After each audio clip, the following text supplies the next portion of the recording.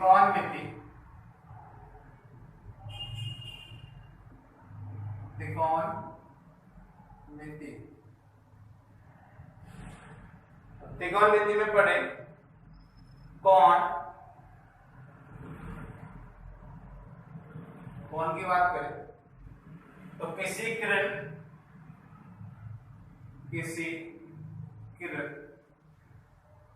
का एक स्थिर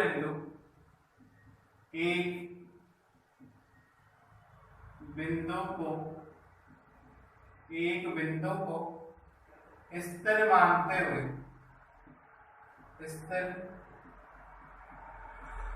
मानते हुए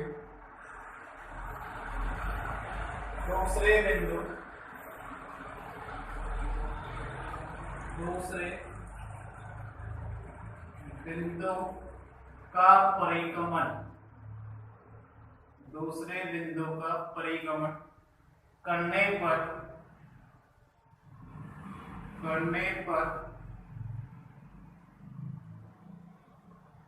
प्राप्त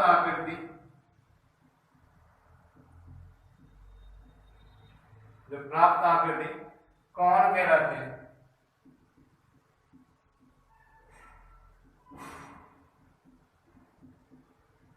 कोण कहलाती है। माना वो स्थिर बिंदु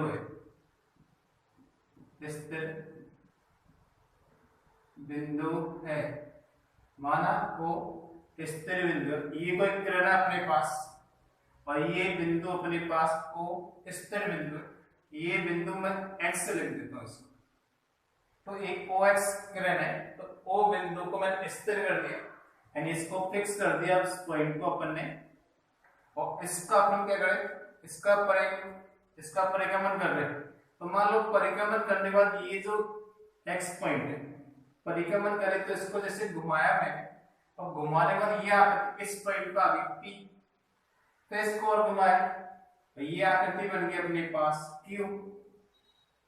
तो जैसे मैंने इस OX को जो किरण है इसका परिक्रमण इसको जैसे मैंने घुमाया ये इतना घुमाया तो ये पॉइंट कौन सा हो गया P।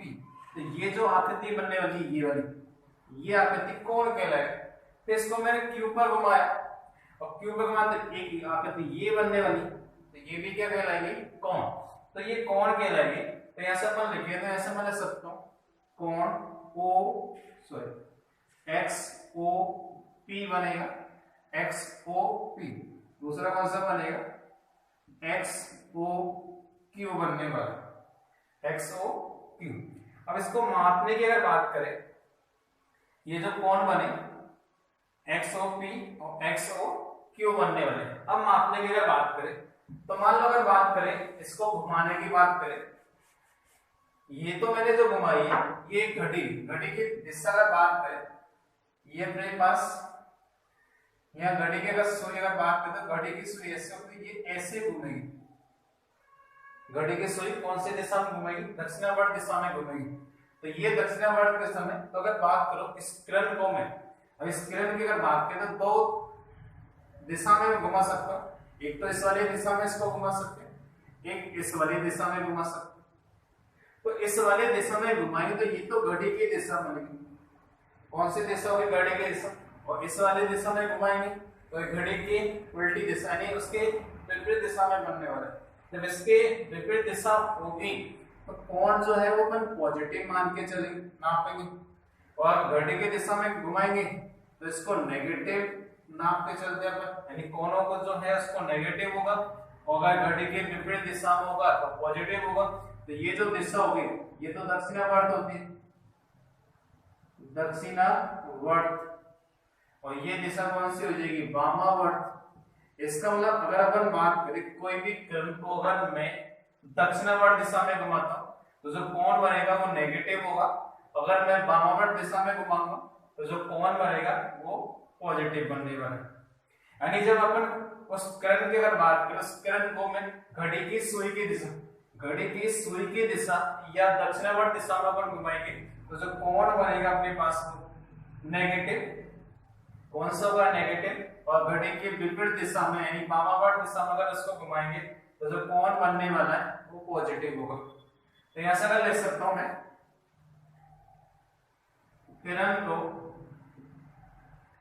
किरण का परिक्रमण, जो किरण है उसका परिक्रमण घड़ी की दिशा, परिक्रमण घड़ी की दिशा कोष्टक में लिख देता हूं दक्षिणावर्त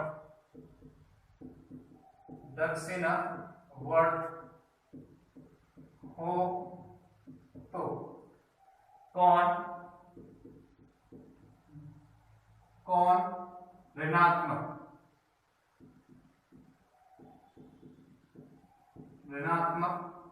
होगा, जबकि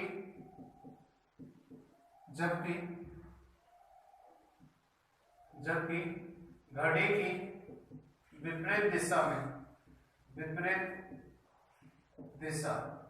घड़ी की विपरीत दिशा और घड़ी की विपरीत दिशा यानी वामावर्त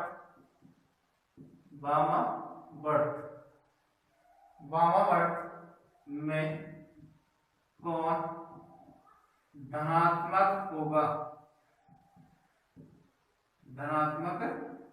होगा। ठीक है, तो ये अगर बात करें ये स्थिर बिंदु अपने पास ये पॉइंट O और ये X, इसको मैंने घुमाया और घड़ी की दिशा में घुमा रहा और ये वाला कोण हम पास पर है ये दिशा में, ये तो अपने पास कौन सी रेखा जो प्रारंभिक स्थिति हो जाएगी और ये कौन सी हो जाएगी अंतिम। ठीक है, ये प्रारंभिक स्थिति और ये हो जाएगी अंतिम स्थिति, अंतिम रेखा अपन बोले या किरण बोले। तो यहां से अगर इसको ऐसे घुमाया अपन ने, मान लो ये घुमा दिया अपन ने, तो ये जो कोण बनने वाला ये कैसा होगा, नेगेटिव होगा। कैसा होगा, नेगेटिव होगा। तो ये कौन सी दिशा हो जाएगी अपने पास, दक्षिणावर्त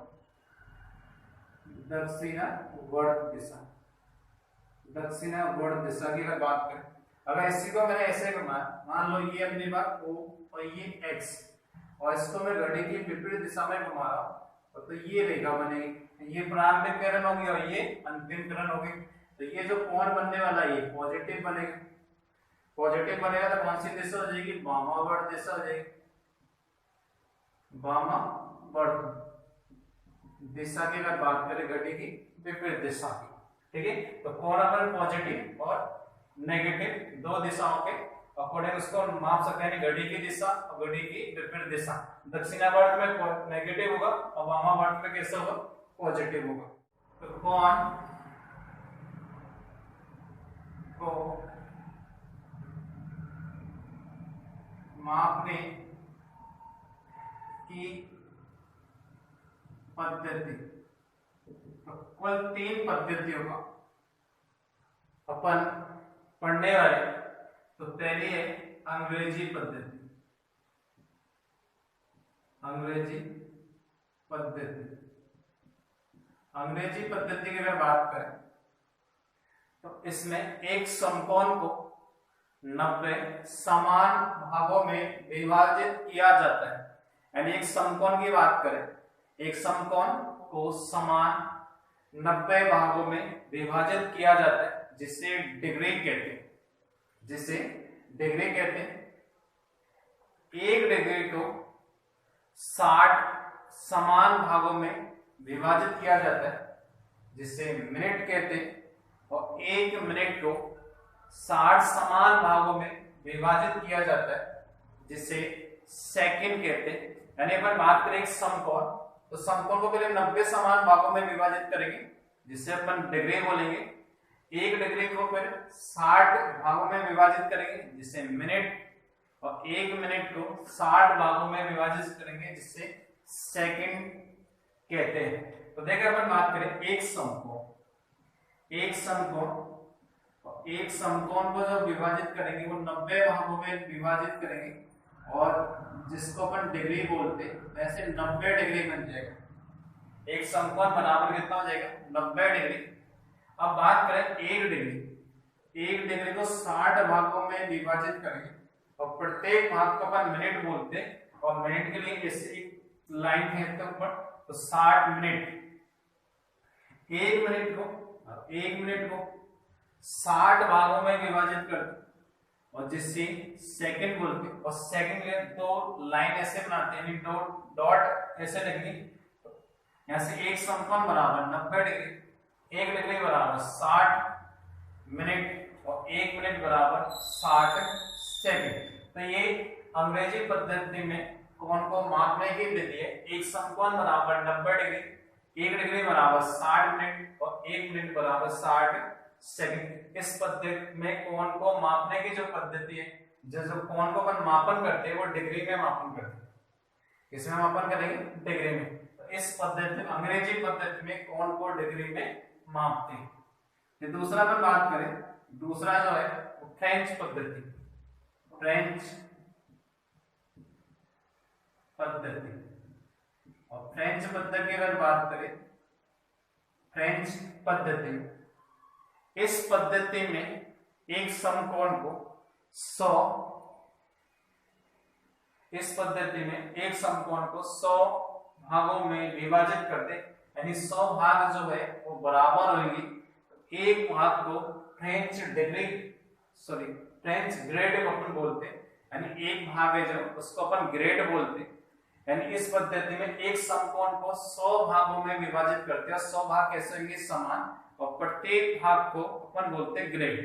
उसके बाद बात करें, एक ग्रेड को 100 भागों में विभाजित करते हैं, एक ग्रेड को 100 भागों में विभाजित करते हैं, और प्रत्येक ग्रेड जो है वो एक फ्रेंच मिनट कहलाता है। फिर एक फ्रेंच मिनट को 100 भागों में विभाजित करते हैं, और प्रत्येक फ्रेंच मिनट जो है वो अपने पास फ्रेंच सेकंड कहलाता है। जो प्रत्येक भाग है वो फ्रेंच सेकंड कहलाता है। जैसे अपने यहाँ पर बात, एक समकोण को 90 भागों में विभाजित कर देते, उससे लिखा है एक समकोण को, एक समकोण बराबर 100 ग्रेड, एक समकोण बराबर 100, यानी इसको 90 समान भागों में विभाजित करता है। यहाँ कितने भागों में विभाजित करेंगे? 100, और एक भाग को अपन बोलेंगे ग्रेड। और ग्रेड के लिए यार मैं छोटा जी ऐसे लिख देता हूं, तो इसका मतलब ग्रेड हो गया। तो एक समकोण बराबर 100 ग्रेड। तो अगर बात करें एक ग्रेड, और एक ग्रेड को 100 भागों में विभाजित करेंगे, तो ऐसे 100 फ्रेंच मिनट बन जाएगा। और फ्रेंच मिनट के लिए कोई एक डैश, ठीक है, यहाँ भी अपने एक डैश लगाता है। ये डिग्री, एक डिग्री को 60 मिनट में, तो एक ग्रेड को अपन 100 मिनट में, लेकिन ये फ्रेंच मिनट होंगे या डिग्री मिनट होगी। फिर अगर बात करें एक ग्रेड को, एक जो फ्रेंच ग्रेड है, जो मिनट की अगर बात करें, इसको 100 भागों में विभाजित करेंगे, तो ये फ्रेंच सेकंड बन जाएगा। तो 100 फ्रेंच सेकंड में डिवाइड हो जाएगा। और इसको जो कोण को मापने की, जो कोण को जो मापेंगे वो किसमें मापेंगे? ग्रेड में। इसको जो मापन की पद्धति है वो कौन सी होगी? ग्रेड है। तीसरा अगर बात करें, तो तीसरा है अपने पास वृत्तीय पद्धति। वृत्तीय पद्धति, वृत्तीय पद्धति, इसकी अगर बात करें, एक वृत्त में जितनी त्रिज्या लेंगे उतना ही अगर चाप ले, तो केंद्र पर जो बना कोण होगा वो एक रेडियन कहलाता है। केंद्र पर जो बना कोण है वो क्या कहलाएगा? एक रेडियन कहलाएगा। यानी अपन ने बात, ये कोई अपनी एक वृत्त बनाया, और इस वृत्त की अगर बात करें, इस वृत्त की अगर त्रिज्या r है, इस वृत्त की त्रिज्या कितनी है? r। तो मैं r ही क्या ले लेता हूं? चाप। तो जितना चाप होगा उतनी त्रिज्या, यानी चाप और त्रिज्या अगर बराबर होगा तो वृत्त के केंद्र पर जो बना कोण होगा ये थीटा, इसको अपन बोलते हैं एक रेडियन। तो ऐसा अपन ले सकते हैं कि किसी वृत्त में उस वृत्त की त्रिज्या के बराबर चाप लेने पर वृत्त के केंद्र पर बना कोण एक रेडियन कहलाता है। इसकी परिभाषा देखिए, किसी वृत्त में उसकी त्रिज्या के बराबर चाप लेने पर वृत्त के केंद्र पर बना कोण एक रेडियन कहलाता है। तो अगर बात करें अपन, माना कि उस वृत्त की त्रिज्या r है और चाप को मैं l लिख देता हूं, तो एक रेडियन की बात करें तो ऐसे थीटा बराबर l अपॉन r, तो यहां से मैं लिख सकता हूं किसी वृत्त में उसकी त्रिज्या की लंबाई के बराबर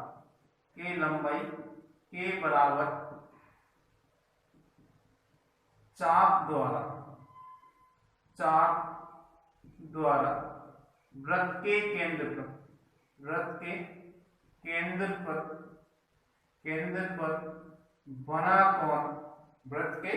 केंद्र पर बना कोण एक रेडियन कहलाता है। यदि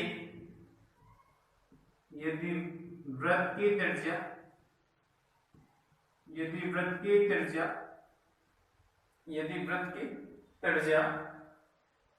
r व चाप की लंबाई l व वृत्त के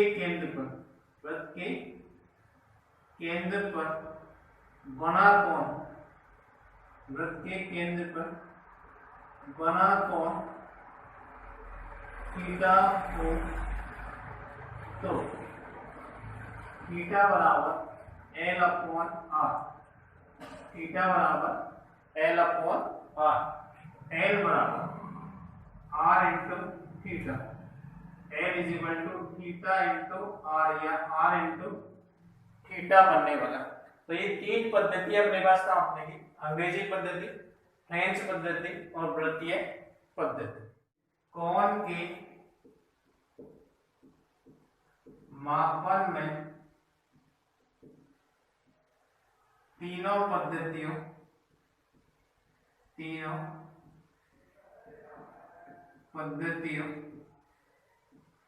में संबंध d upon 90 degree is equal to g upon 100 grade is equal to 2r upon pi. ये जो संबंध है इससे एक दूसरे में अपन चेंज कर सकते हैं। d upon 90 degree is equal to g upon 100 grade is equal to 2r upon pi.